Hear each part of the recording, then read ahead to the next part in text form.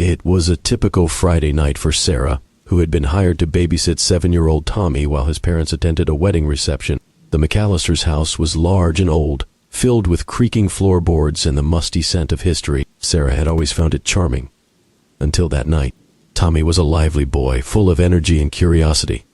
After dinner, they played board games, read stories, and finally, Sarah tucked him into bed. "Good night, Tommy," she said, brushing a lock of hair from his forehead. "Good night, Sarah," Tommy replied with a sleepy smile.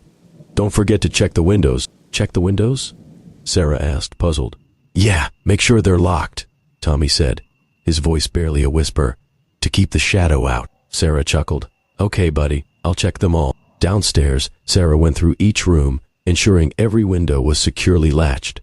Satisfied, she settled onto the couch with her homework. The house was quiet, save for the occasional groan of wood and the whisper of wind outside. Half an hour later, she heard it. A faint tapping sound coming from upstairs. Sarah's heart skipped a beat. She put her books aside and cautiously made her way up the creaky staircase. The tapping grew louder, more insistent. It was coming from Tommy's room. As she approached the door, it swung open with a loud creak. Tommy was sitting up in bed, eyes wide with fear, staring at the window. "Sarah, it's here," he whispered, pointing a trembling finger. Sarah followed his gaze to the window and saw it.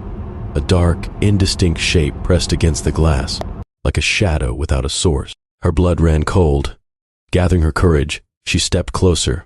The shape seemed to shift and writhe, its edges dissolving into the darkness.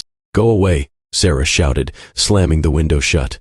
The shadow vanished instantly, leaving only the reflection of her pale face staring back at her. "It's gone," she said, turning back to Tommy. "There's nothing to worry about." Tommy shook his head. "It always comes back." Sarah spent the next hour comforting Tommy, assuring him that he was safe. Eventually, he fell asleep, though his expression remained troubled.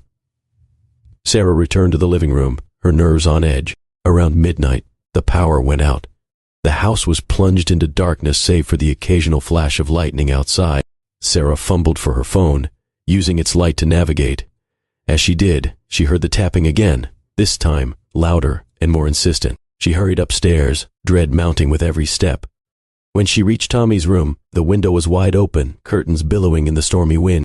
Tommy was gone. "Tommy!" Sarah screamed, running to the window. She peered into the darkness, rain stinging her face, but saw nothing. Panic gripped her as she searched the house, calling his name, but there was no sign of him. Desperate, she called the police. They arrived quickly, combing the house and the surrounding woods, but their search yielded nothing. Tommy had vanished without a trace. Weeks turned into months, and the McAllisters moved away, unable to bear living in the house where their son had disappeared. The house stood empty, its windows dark and lifeless. Years later, a new family moved in.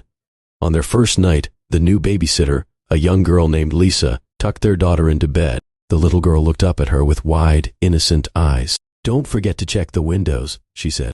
Lisa smiled. "Why?" "To keep the shadow out," the girl whispered, glancing nervously at the window.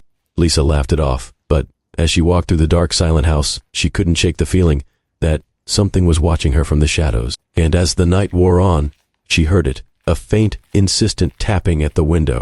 The shadow had returned, hungry for another child to claim.